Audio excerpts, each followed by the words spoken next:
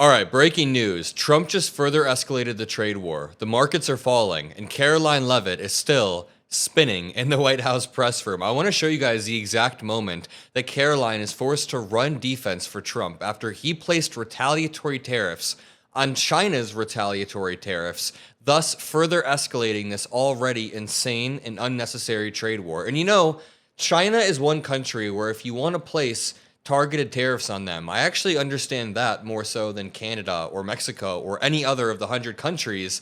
Placing tariffs on China is something that Biden did as well, but the way that Trump is doing it is insane. He's accusing them of panicking when he's clearly panicking, and Xi Jinping even accused Trump of trying to blackmail China. We'll get into all of that, but let's start here, with the tariffs rising to 104%. Tariff tensions escalate as White House hits China with 104% hike.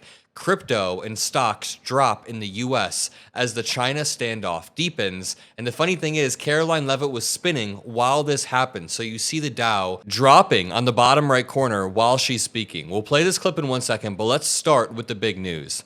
Tariff tensions escalate as White House hits China with 104% hike. An increase of 104%. Crypto and stocks reel as the US-China standoff deepens. The US-China trade conflict entered a volatile new phase after the White House confirmed a dramatic escalation. Edward Lawrence reports, White House press sec says 104% additional tariffs went into effect at noon Eastern time because China has not removed its retaliation. Can I point out one more time? The tariffs haven't actually gone into effect. The big Liberation Day tariffs go into effect tomorrow on the 9th. On Wednesday, right now, we only have the 10% tariffs in place. I say only, but 10% tariffs on every country is wild. We have massive tariffs coming tomorrow. That's when we'll see a huge plunge in the market. Markets wasted no time reacting. Bitcoin, which had soared to 109,000 following Trump's inauguration, fell to 77,000. We saw a bunch of people reacting negatively, and the markets will only continue to drop throughout the week. Let's check out what Caroline Leavitt was talking about. I have a few clips to play of her speaking, but let's go to the funny one where she's trying to spin as the stock market drops on the bottom right corner of the screen. I'm not even going to play what she's saying because it's all just propaganda, but I want you to pay attention to the Dow. Right now it's increased a very slight bit, but just pay attention to what begins to happen as she speaks more and more. It is now beginning to fall a little bit. I'll unmute it for a second. Paying jobs in hollowed out communities across the country. It's America first all the way. And despite fear-mongering by the media, the world is clearly responding to President Trump's approach. Just yesterday, President Trump held a bilateral meeting with Israeli Prime Minister Benjamin Netanyahu here at the White House. The Prime Minister... You see that too, right? As she's speaking, it continues to drop and drop.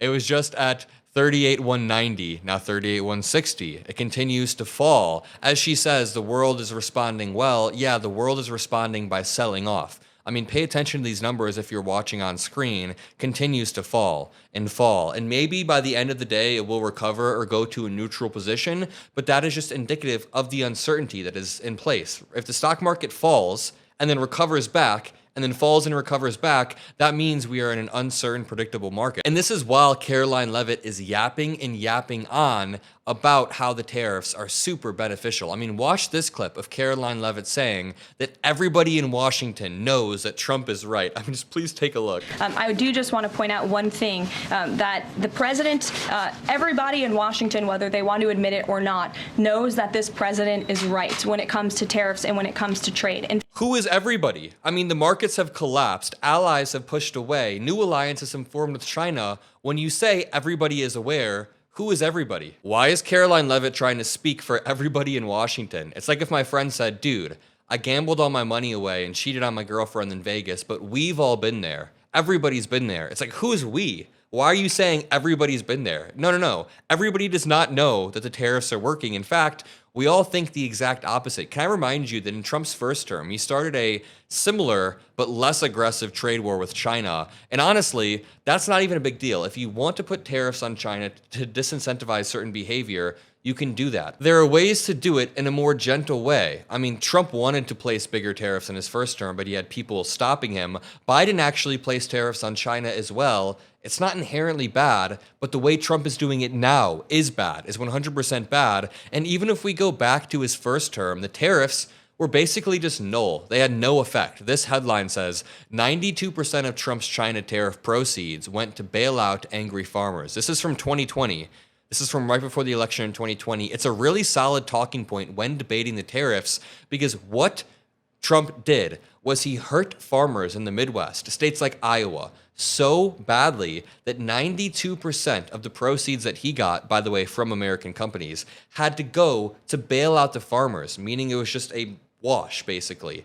He didn't use the profits towards any sort of social services or helping American citizens. No, it was a complete wash. Watch Caroline Leavitt trying to explain the White House's position on the tariffs, like whether they're going to negotiate or whether they're permanent, things that are very important. She can't. Can you explain the White House's evolution from this is not a negotiation on tariffs to countries should pitch us and start negotiations on tariffs? Sure. As the president said yesterday, Jasmine, both things can be true at the same time. And it is a non-negotiable position that the United States has faced a national security and economic crisis because of the unfair trade practices by countries around the world.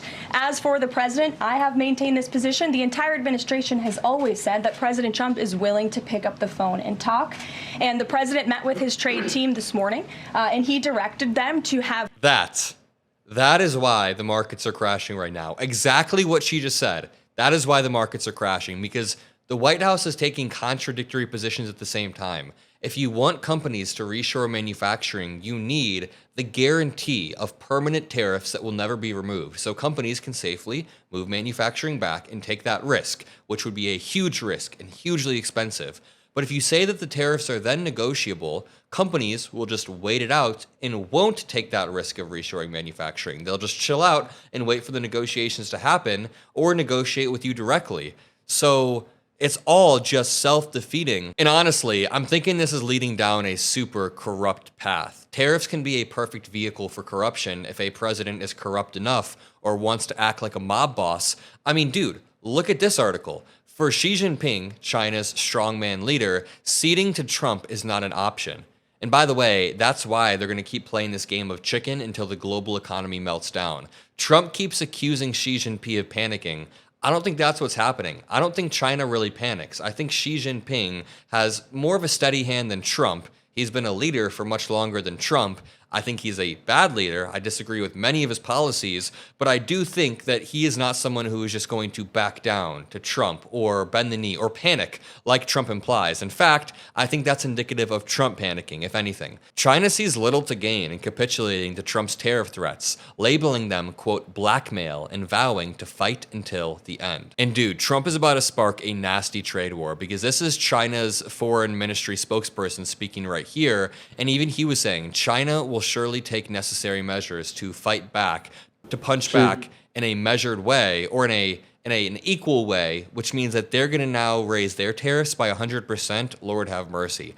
Xi Jinping wants you to know that he will not be cowed, reads this article. Confronted with the latest threat from President Trump of an additional 50% tariff, Beijing said they are not reversing anything. And this actually was written before Trump put his retaliatory tariff. So now we'll see what happens.